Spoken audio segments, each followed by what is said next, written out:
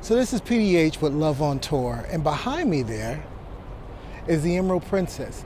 Just over 2 hours ago, we were on that ship, and we've got a fantastic review coming up for you right now.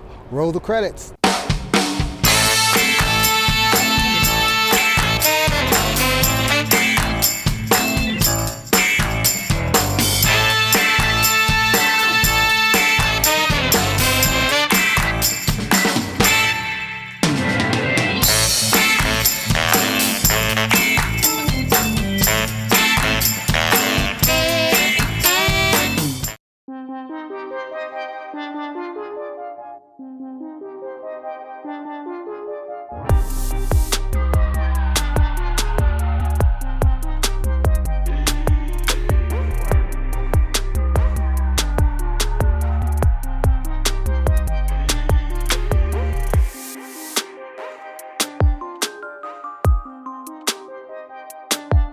The embarkation process was amazing. We literally checked in and walked right into the gangway. Although we had priority boarding with club class, we didn't need it based on how fluid their onboarding process was.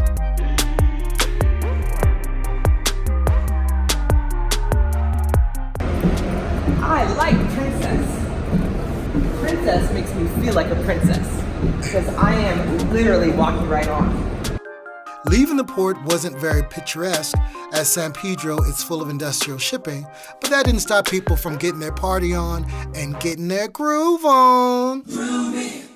Oh, yeah.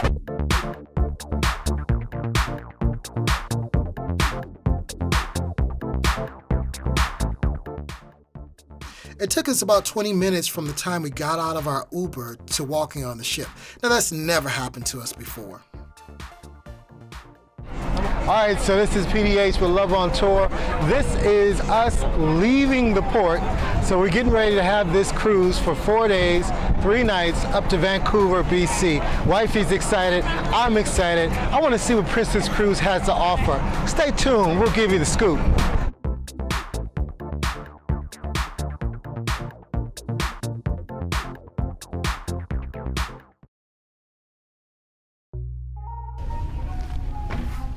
Okay, so entering the room here, to the left, we've got a nice, dense closet with plenty of hangers and room for storage and things of that nature. Down here, we've already gotten our luggage, which was fantastic, by the way. We got our luggage in 45 minutes. Amazing. So that was 2 stars for Princess Cruise for that.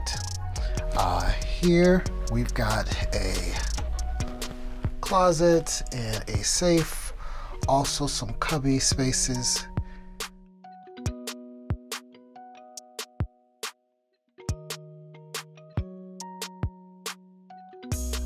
Quite a bit, in fact, different items you may want to store, sweaters and things of that nature. All right, now to the bathroom. Bathroom is nicely done here with some tile work. The tub is pretty deep actually. Regular shower head there. The floor has some tile work on it as well. Large mirror.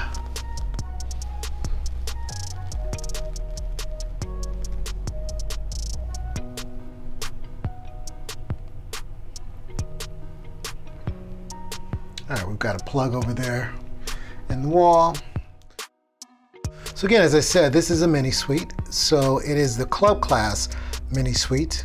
It's very large. It's got a nice sitting area down there, a king bed, actually 2 televisions, one here on the bed side and the other on the couch side. So as we walk in here, you'll see that we've got a nice king size bed there, some storage there behind the luggage, a nice seating area desk where you can do some writing or blogging, things of that nature, more drawer space. One of the perks of the club class is they've got some champagne here waiting for us. Again, we're not big drinkers, but that's a very nice touch. underneath here, we've got a refrigerator with some ice and room for some other things. Then into the living space, nice couch and seating area there, leading out to the balcony. Now if you turn this way, back toward the room, you'll notice that there is a secondary television there.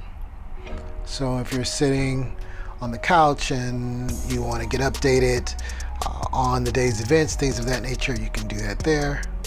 Also, you get a nice view of the room with the skylight there above the bed. Now, I'm a little disappointed in the size of the actual balcony. It is a mini suite. The balcony is about, I would estimate about maybe 60 square feet, something like that. Definitely looking forward to a much larger balcony. And it would have been nice if they set our chairs up here, but they didn't do that. Looks like we've got some lounge chairs with footstools and a little seating area.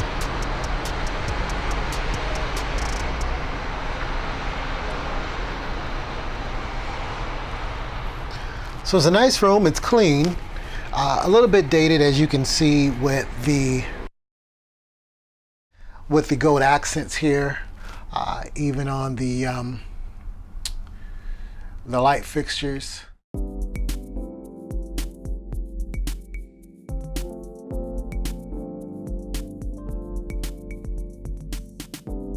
Because we booked a club class mini suite, we had access to a special club class dining room.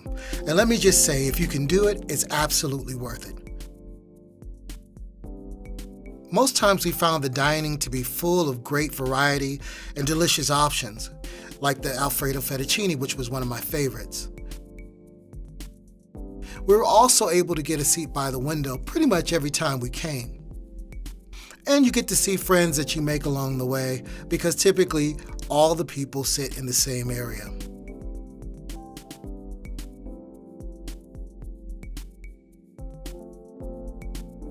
We were not fans of the buffet. It was crowded and small. Seating was hard to come by. And I don't know about you, but the only reason we go to a buffet is to grab a seat, get food, and not have to wait. That wasn't the case here most of the time.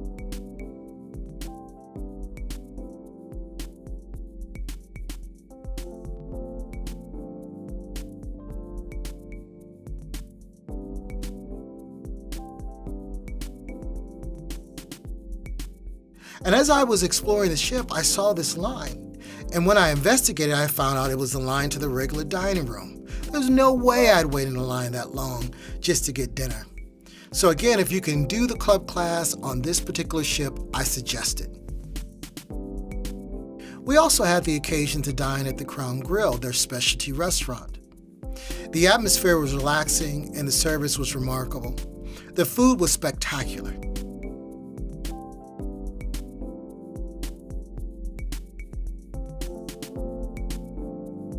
We're not steak people, but I must tell you that the steak here was tender, rich, and literally melted in my mouth. Everybody says that, but it literally melted in my mouth. There was barely any chewing. And although the desserts looked good, they were a bit on the bland side. We counted about 7 bars around the ship. Most had their own variety of entertainment, whether it was a DJ or a guitarist or a pianist. Here are some examples of the food you can find on board.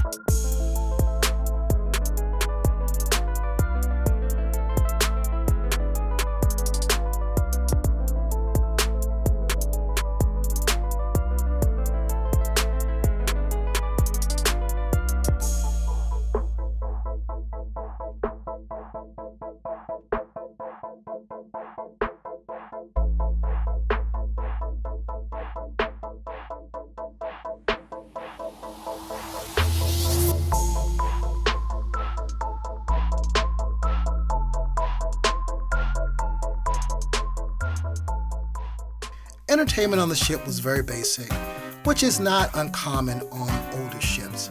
You had the usual piano bars or guitarists in a particular bar and things like that. There was an egg dropping contest that was entertaining, and that was pretty much the height of the entertainment during the day.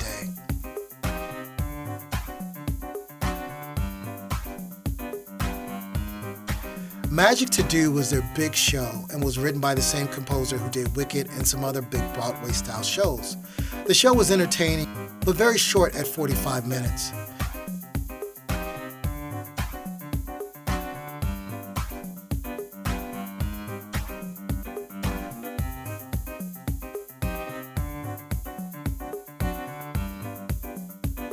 There was a Mentalist show, which we thought was fun and well done. And then the Blame It on the Boogie show was my least favorite in that the singing was poor.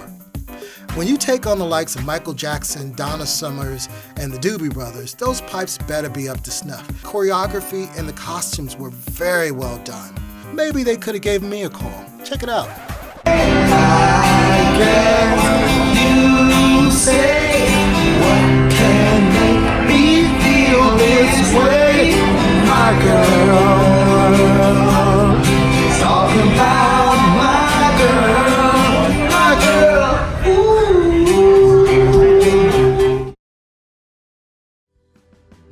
The gym was average size for a cruise ship this size, and it had everything you needed to get a good workout. Typically in these gyms, the weight only goes up to about 75 pounds. So for the fellas who like to lift heavy, that's about all you're gonna get. It had several pre-core gym machines for upper and lower body, which were all in decent shape. And we found that the gym was never really crowded. We had no problems getting the machines that we wanted and getting a great workout. There were leg machines and bench press machines and lat machines, so enough to really get a good workout.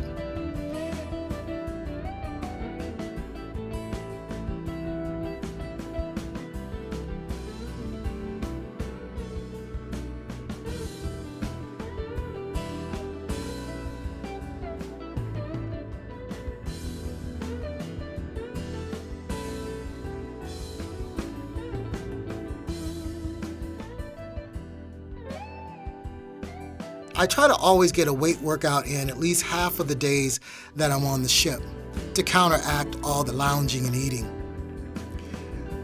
And there I am getting my workout on, as you can see always. Wifey was disappointed in that the spin bikes were tied up and locked, unavailable for use unless she paid for their spin class. I was very disappointed that the only water available was a barely working water fountain. Most gyms have cups and water dispensers, at least. Now here are some of the things we didn't like. The buffet was very small and cramped, even though there were duplicate areas. Each of them were pretty small, and the options were very limited. There were no self-serve ice cream fountains or lemonade fountains. You had to order lemonade from the waitstaff, and they weren't always readily available. We also make sure to stay away from spring break trips. Unfortunately, what we didn't realize is that although we cleared the United States for spring break, it was spring break in Canada. So a lot of the families flew down to Disneyland in California and took the cruise ship back up.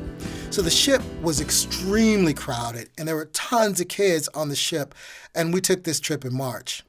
The atrium was small and felt crowded. The entertainment was small in production value and short on production time. The longest running show was 45 minutes. We also had some serious construction going on day 2 of our trip. We eventually had to call down and complain, which we never do. I mean, never. But there was just no peace for about 4 hours straight as I was trying to take a little cat nap on the balcony. Their specialty restaurant, the Crown Grill, was excellent in that the food was just delicious, but the service was mediocre at best. It took us almost 2 hours for dinner and dessert, and most of that time was waiting on our food. Our lover score for this ship, the Emerald Princess, is 3 hearts. We just didn't find that there were a lot of spaces to get away for romance. To sum up, we felt that the service overall was pretty good on the ship. If you temper your expectations, I think you'll have a good time. Our lover score was low because there really wasn't a lot of places to get away from the crowds.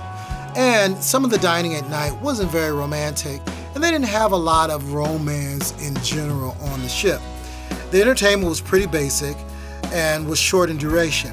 There were no coffee makers in the room, and you had to arrive at the shows at least 30 minutes early to get a decent seat. The service in the club class dining room was exceptional. We loved our server. So that's it for this review. This is PDH with Love on Tour. Remember, it's love above all, and I'll catch you next time. Peace.